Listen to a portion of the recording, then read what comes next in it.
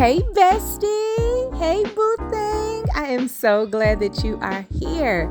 Okay, I'm coming begging. Okay, I'm coming begging because a friend in need is a friend indeed, right? Okay, so if you have not already taken care of these little tiny housekeeping things, I would love for you to do that now.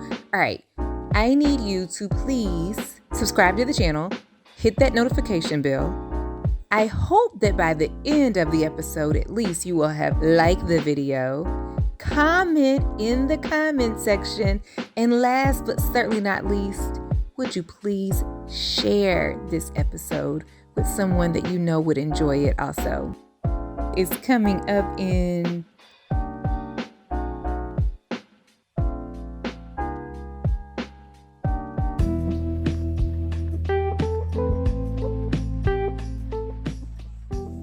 Hey bestie, hey booski, hey my loves, hey all of you that are lights out there. Welcome to another edition of the Life Unscripted podcast by Organized Energy. Thank you so much for joining me today. I love you for that. I appreciate you for that. And I hope God blesses you real good for that. I am your girl. I'm your hostess with the mostest of this little show. I'm your girl and hopefully your new bestie, Tiff, if you are new to the platform. And if you are new, I will introduce myself. I am the principal consultant of Organized Energy Coaching and Consulting. I will not be trying to sell you anything, but I am just I want to let you know that this show is an extension of Organized Energy Coaching and Consulting. And with that particular brand, I focus on being better, like development, being better, specifically personal, holistic, and business development. So I help to develop brands and the professionals behind them. All right. And so that's my day job. But on the side piece is this podcast.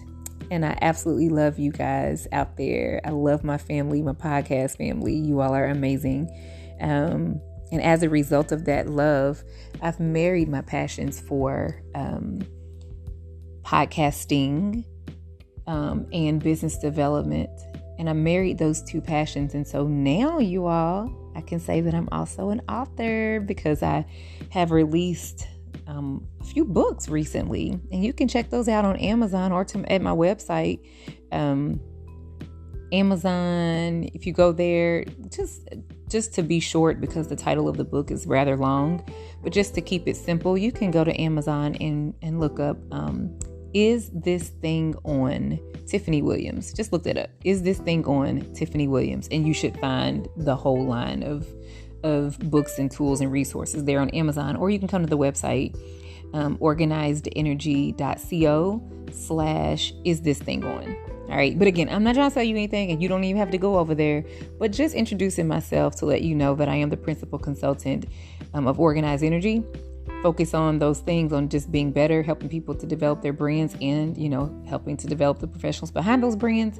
And so, and newly an author. So that's it. You ain't got to buy nothing. We can keep on going with this show, okay? Because that's what it's all about.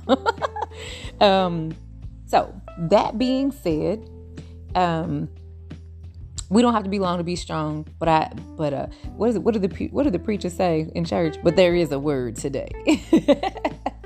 Same thing. I ain't got to be long to be strong. But there is something that's on my heart that I want to share with you today.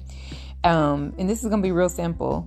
I feel like God has been working with me, healing some relationships over the past week. And I won't say healing like a lot of depth going on, but healing in a way that let down my guard. And I want to share that experience with you because there's more that I want to share with that, to go with that. But I will say that there has been a song that's been on my heart, and I've been having it on repeat for the past few days now. And you might like it too. You might enjoy it. Write in and let me know what you think about this song. So if you saw the series finale of Insecure, HBO's hit show, Insecure, then there was a song that was played towards the end of that episode, and it's called Rose in the Dark. Like a rose, like a flower, Rose in the Dark. And it's by Cleo Sol. Soul being spelled Sol. Okay. A Rose in the Dark by Cleo Sol. And if you have heard that song, then you will know that song just, at least for me, it just feels like healing. And it sounds like healing. That song, I can't stop playing it. The song sounds so good. It's a song that it just promotes healing, and you can hear the fact that the person is in a good place, a better place now. And it resonated with me so much so that I've just played the heck out of that song because it just feels so good to me. I can so relate to it. And I encourage you to hear that, to listen and see what it does for you. But I've noticed that over the past week, God has just allowed me to let down my guard in some scenarios. And that's important as I move forward, because the Bible says, and y'all, I ain't trying to be preachy, but I'm a God girl, so I will say this, but that's not because, I'm trying to be preachy, but it's just, but the Bible says, over in the book of Matthew, that if when you're on your way to bring your offering, and on your way you realize that you have an ought with a brother, or a brother has an ought with you, to leave your offering, go back and get that straight. Then come back and present your offering to God. Then He'll receive that and honor that. And a lot of times we want to be in God's good graces, but we might be out of whack when it comes to where we're at with our brothers and sisters, mankind, other people. Sometimes relationships are out of whack, but we want to be in line with God, right? And that's out of order. Because how can you love a God that you've not seen, but you don't love your brother that you have seen? And the Bible says that too. And in a few scenarios, I feel like I was the victim. I feel like that I was wronged. And I will say when I am wrong, and I've done some wronging, because I have done some wronging also. But in a couple of scenarios, I feel that I was wronged. And I feel that I am due an apology, right? And so I have just kind of held out, waiting to receive some apologies that just haven't come. And in the midst of me waiting on some apologies that just have not come, some of the people in the various scenarios, maybe something has gone on with them. And, maybe with me waiting on my apology, I'm like, well, I ain't gonna say nothing till they say something. I could be nasty maybe and not pray for the best for them in a scenario that they might be dealing with where, times don't look too good for them. But instead of that, that's not the heart that I have. And so even though I feel wronged, and even though I feel like I'm waiting on an apology for a certain situation, here or a certain situation there. I recently heard of a couple of things that were going on with a couple of people that I feel wronged by, but I still wasn't happy to hear that their situation wasn't good. And so I reached out to them, and God let me do that, to put my pride to the side and still break the ice. And reach out to them to say, hey, I'm sorry that XYZ is going on with you. I heard that XYZ is happening, and I'm so sorry for that. I'm praying that things get better for you, And rather than being stubborn and holding out, like, I ain't saying nothing to them till they say something to me, because they're the ones that last wronged me. The last time we talked, they did X or they did Y or they did Z. So I don't care if this or that's going on with them. Shame on them. No. I love and I want to share light. And I'm not perfect at that. I'm not saying that I am, but I want to be. And so, my heart was, I feel so sorry for whatever it is that these people in separate scenarios, are dealing with. And I just want them to know that I'm praying for them and I love them and I'm sorry that this is happening to them. And so God allowed me to put my wrong, the wrong I feel like I've been done, to the side to be kind and share my love and share my light. And that felt good because I had been holding out with them. I hadn't been mean to them, but I, was like, okay, they ain't, they're holding out. They feel like they're not going to make this scenario right, whatever has happened, transpired. And they want to be away with me. Fine. Okay. not upset with them, but I'm not going to say anything if they're not going to say anything. It's been kind of that.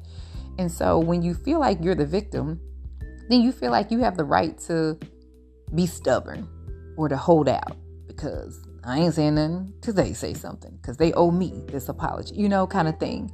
And that ain't right. And that's not of God. We want to make things right. And so I'm so thankful that God allowed me to do those things. One of them responded favorably and was like, thank you so much. The other one remained stubborn. Okay, cool.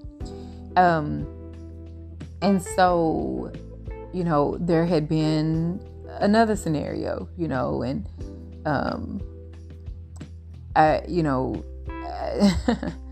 I want to say,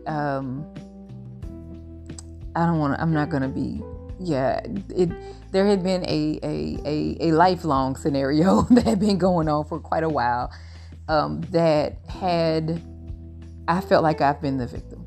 I feel like I was wronged. I'm going to say this. I am going to be clear about this one. I'm going to be transparent. I guess I should say the word transparent about this one. And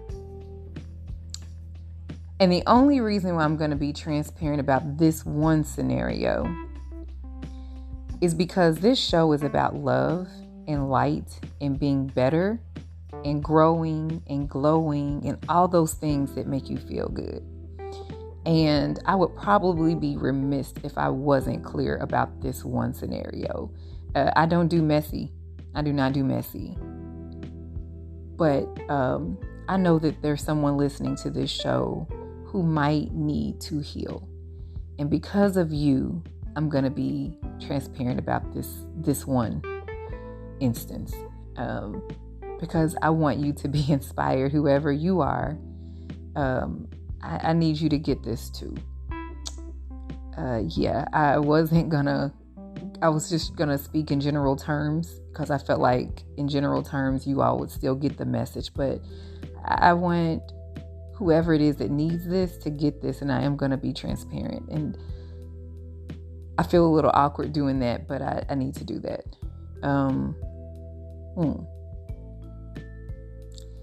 Okay. I want to say this one's not easy to say. And please bear with me. I'm sorry. Because I didn't plan to do this one. Okay. So I was raised without a father for the most part. I feel uneasy, really. But I also feel like I need to do this. Okay. And the only reason, gosh, and I'm gonna do this because there was another episode I did, and it's called "As Tired Boss." And I recorded that episode, and it was a really uncomfortable episode to record. And it was. I thought that I was hiding some emotion when I recorded it that actually came through very clear when listening back at that when playing that episode back. And I like to have my stuff together. I like to be straight. I like to be right. I like to help others. And I don't like to share when things aren't all the way right with me. In that episode in I's Tired Boss, when I recorded it and I realized that it was really obvious that I was having a tough time myself, I almost threw that one away and I wasn't going to publish it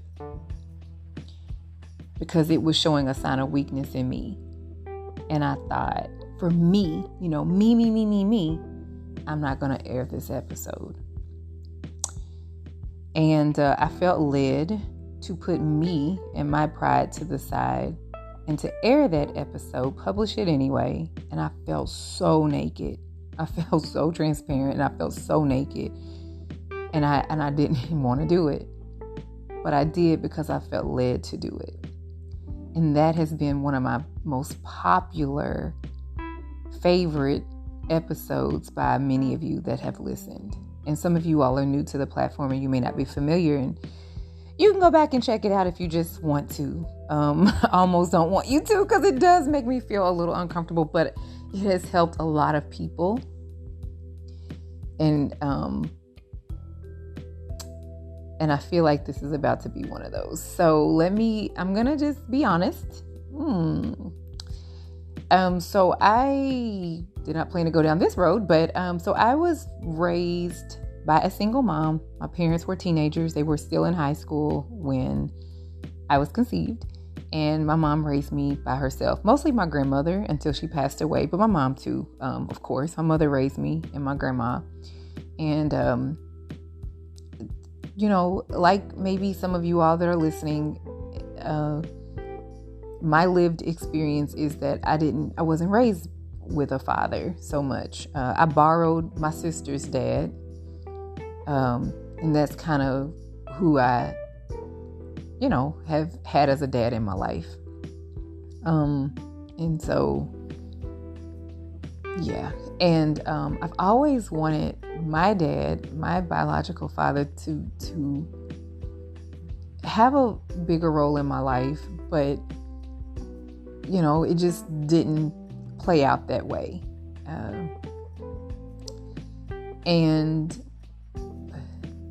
over the years, here and there, we, I guess we've engaged, but we just never quite fully got it all the way together and kept it together, consistently. And it has just been a source of pain for me. It has been a source of trauma for me. And it has affected just decisions that I have made. It's affected the way I see things and the way I see the world and the way I see relationships and parenting and so many things. It has affected the way I see me.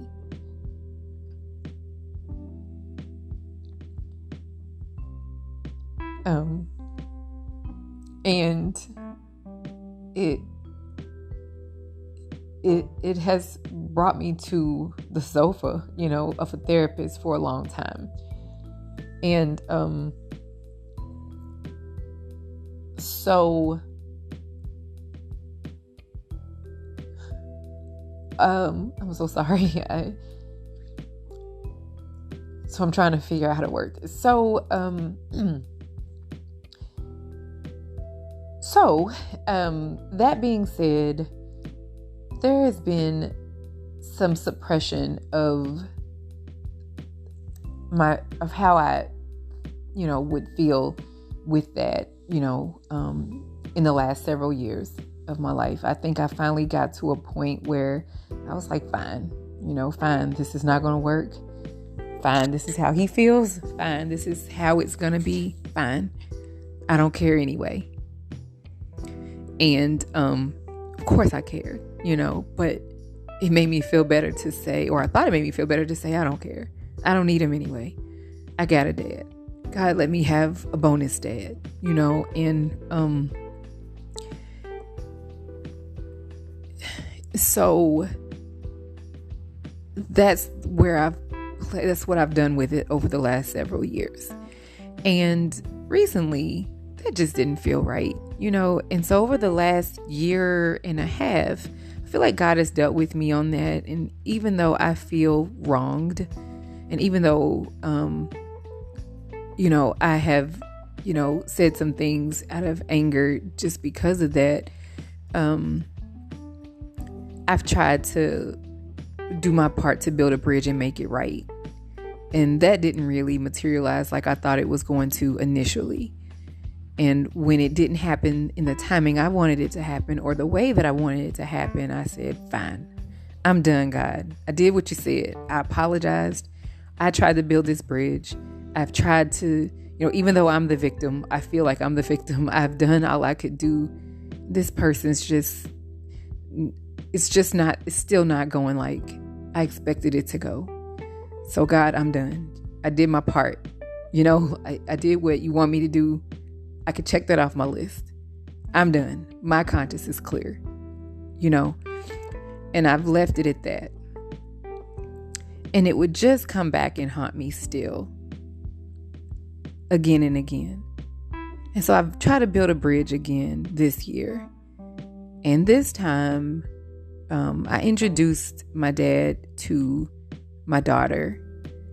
He's met her before, but, just not really. Kind of, sort of, but not really. And this time, she's old enough. My baby is old enough. Well, she's not a baby, but she's the youngest. I mean, given the fact that I have young adults and then I have this way younger child. But she's old enough to talk on the phone on her own, call people when she wants to. She does her own thing. She's old enough. She's self-sufficient in that way. So this time around, I introduced them to each other. And I felt like, okay, well, maybe I won't get anything out of this deal, but hopefully my child can, maybe something there. They can do something.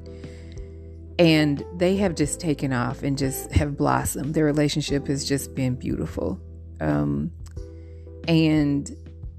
that has, I guess, led to,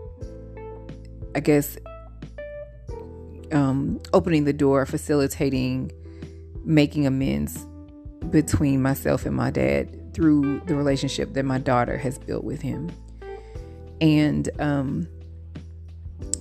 in his own way, I feel that he has tried to build a bridge or extend an olive branch, kind of, sort of, but it didn't come in the way that I was expecting. And still, my expectation of it hasn't been there, still hasn't been met, right? And I don't know if you all are familiar with the book The 5 Love Languages by Gary Chapman, but we all need to be loved in our own way. And we have to know the other person to know how they want to be loved, because we've got to meet them there and love them in the way that they need to be loved in order for them to receive the message that you love them, right? And so sometimes we try in one way, but that's not that person's language. And so they don't understand that you're trying in your own way to say, I love you. And I believe that that's what my dad has been doing. And so recently, I've had to take a step back and accept his olive branch in the way that he's able to give it to me.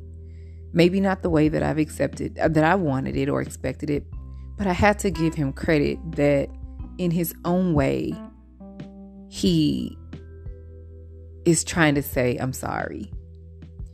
And, or he's trying to say, I love you. And in his own way. And I've been stubborn about that. I have just kind of been a little standoffish. And I kind of was like, I don't want to anymore. In my mind, in my heart, in my mind, I'm like, I've waited all my life for this. And now I don't want it anymore. It's late. It's a day late and $1 short. That's in my mind. That's what I've been thinking. And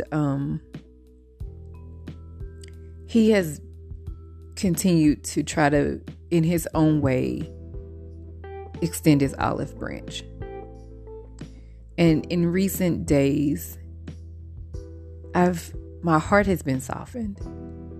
And I have been able to be compassionate and see past me and put me to the side and see him. And God has allowed my heart to be softened. And so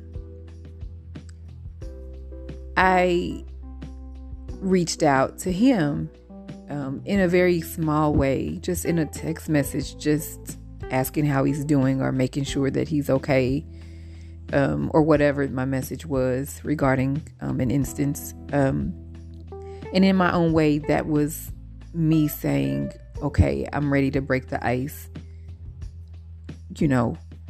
We're good. And that simple message hurt so bad because I've wanted to build a bridge, and I've tried to build a bridge so many times, and I've opened my heart so many times, feeling like I was a victim, but still trying to be loving towards, I don't want to, the word oppressor would be a little harsh in this scenario, but just to, victimizer, the one who's hurt me. I've still tried to be so kind. I don't say so kind like I'm perfect, but as a child, I've wanted a relationship for so long, and I've tried in a couple of ways, and we did have a blow up before, but finally I'm like, you know what, fine. And I've kind of said, I ain't gonna try anymore. And my heart got hardened at one point. And so this last go around, I felt justified in being stubborn too. And even when I knew that my dad was trying to extend the olive branch, I kind of had my arms folded across my chest, like, my back turned to him like, I don't want to. I don't accept it. In my own way. I've been kind, but in my way, I'm just like, I don't want to go there with you anymore. I'm not going to try this. You're a day late, $1 short. That's in my mind. And so that's my way of saying, I don't want to be bothered. Deal with my daughter. I don't want to do this. Not mean, but just not trying. And that's just been in my mind. I've not said that to him, but that's just been where I've been, right?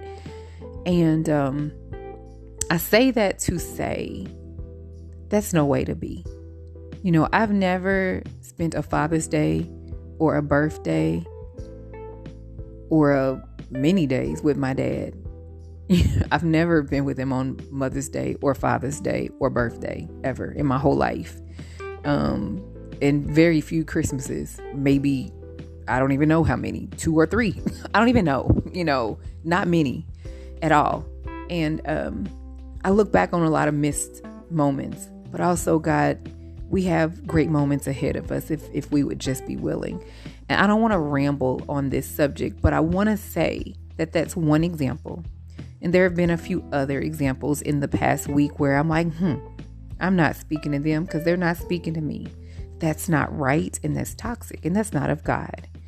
And so just in various scenarios, and not because I sought out to make anything right, it just so happened that over the past week, God has allowed me in various instances to just be like, just check on them anyway. Just let them know anyway. And ironically enough, it's been men in my life.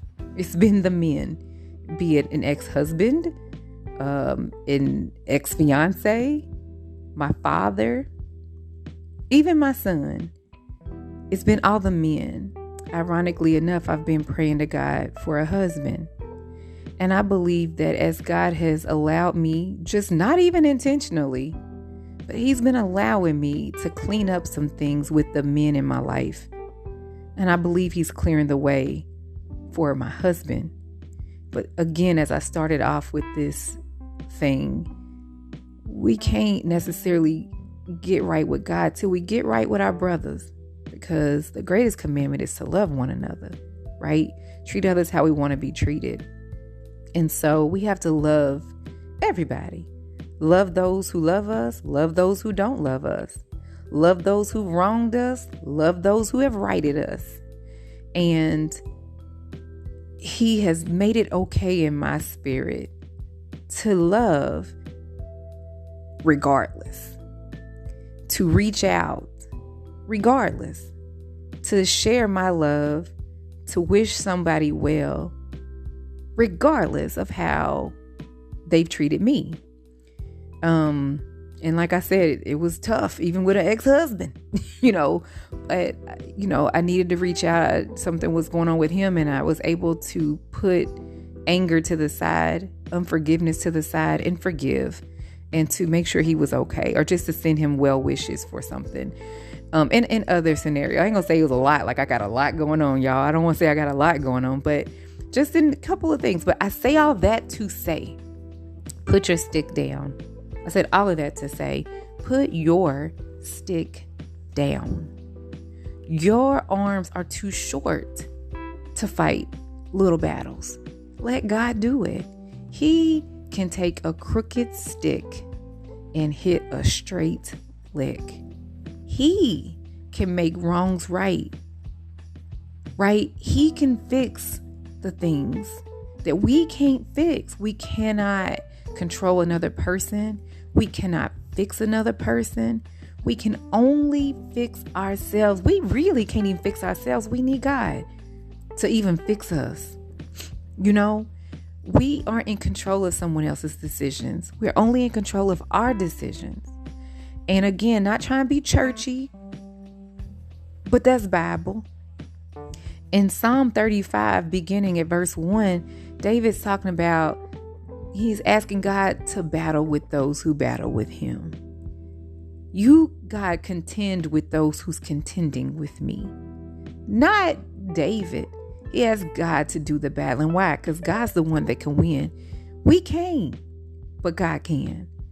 And so if there is any unforgiveness in your heart, if there's any resentment, any stubbornness, any silent treatmentness going on, if you are playing the staring contest, daring the other person to blink because you ain't finna blink, let it go. Go on, sis. Go on, bruh. Blink. Just blink. Let them win that staring contest. You let it go. Let it go. We're not holding on to grudges. Even if you feel like you were the one that was wronged, we are not doing the silent treatment thing. We letting them win.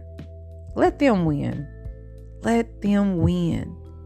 Go on. Because it feels better.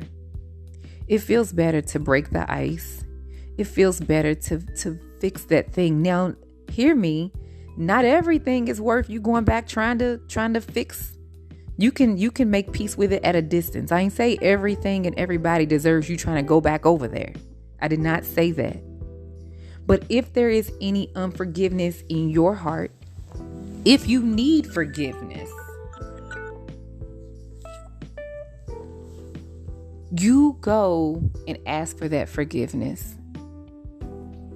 And you do what you need to do to make things right in your heart, with God, and if appropriate, with them. You will be better for it. You will be better for it. And that's where I'm at. I feel better for it. And that was some healing that needed to take place with those men, with first my own father and my ex-husband and whoever else. I'm not listing everything here, but whoever else. Those things need to be right. And as I stand back and look, I say, well, look at that. It was all the men. And I believe that's important and that's significant too. Because if you have daddy issues, You just might have husband issues, because they definitely correlate, you know. And I think it's important that we get those things right with God the Father and with our own fathers, if your father's still here in the land of the living, and with the, because those, and just whoever else, they matter.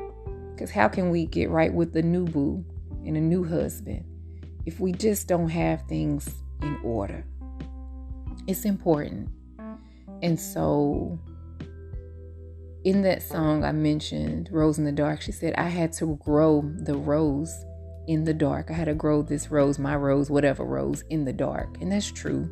But she said, I'm a little stronger, baby. I'm a little wiser, baby. And she was saying, and I'm better, baby. And I am. I feel good. I've experienced some healing that I didn't even know I needed, because I had suppressed some things and didn't want to deal with them and forgot about them, honestly, but had been carrying them all along. And I'm thankful that God walked me right on through those things and healed me with something I didn't even ask him to fix, but he fixed. And or maybe I did, I don't know, I don't even remember. I just, but I'm glad that he's working on me with working on those things, because we want things to be straight with our brother, so that when we go and we bring our offering to him, he will accept it and honor that, because we don't want unforgiveness to block our blessings, right? And that's where I'm at with it. So I encourage you, please, to don't try to fight the battle yourself. Ask God to battle with those that battle with you, like Psalm 35:1 says. But your job is to love. Your job is to forgive. Most importantly, I want you to remember, your job is to put your stick down. Put your stick down. You quit trying to beat them up with your stick. Put your stick down. Open up your arms to embrace them with love. Don't beat them. Love them. Let God do whatever God's going to do. And that's it. And that's all, y'all. I'm out. I love you so much. If this resonates with you, let me know. Because honestly, I did not intend on going there. I wanted to say what I was going to say, but I was not going to cite an exact scenario. But I feel led to have done so. And I know that one of you that's listening needed that. Just as much as I probably needed to say it, honestly. But again, I love you. And I hope that you love you. Most importantly, God loves you most. God loves you best. I'm out.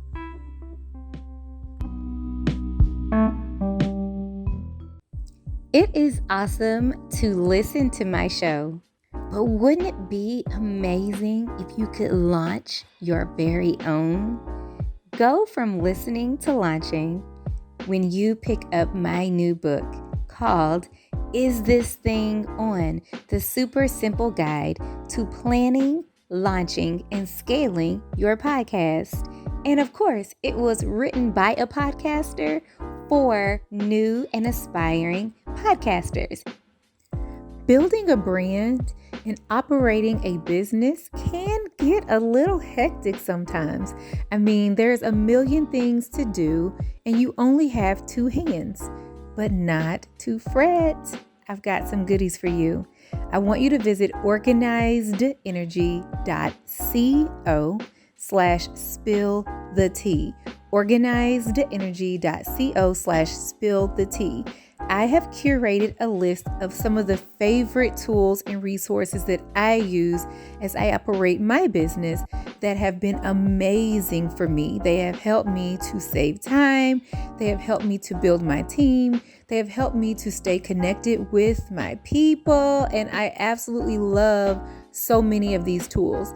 I want to share them with you, and it's free to download. So again, go to organizedenergy.co/spill-the-tea so that I can help you get started working smarter and not harder.